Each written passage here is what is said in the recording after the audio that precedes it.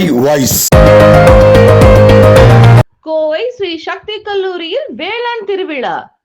Kovai LNT bypass சாலையில் அமைந்துள்ள ஸ்ரீ சக்தி பொறியியல் கல்லூரியில் அதன் தலைவர் டாக்டர் தங்கவேல் தலைமையில் இணை செயலாளர் சீலன் முன்னிலையில் 2 நாள் நடைபெறும் வேளாண் திருவிழாவை பொள்ளாச்சி பாராளுமன்ற உறுப்பினர் ஈஸ்வர சுவாமி, ராயல் கேர் மருத்துவமனை தலைவர் டாக்டர் மாதேஸ்வரன் ஆகியோர் ரிப்பன் வெட்டி துவக்கி வைத்தனர்.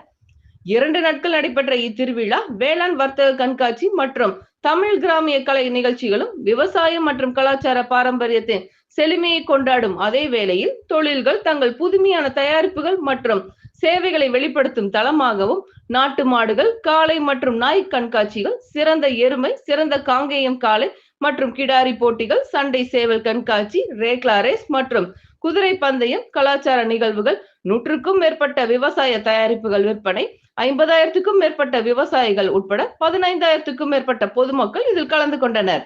இது குறித்து கல்லூரியின் இணை செயலாளர் சீலன் கூறும்போது, மருத்துவ தாவரங்கள் மற்றும் மூலிகை தோட்டக்கலை குறித்த கருத்தரங்குகளும் இடம்பெற்றுள்ளன.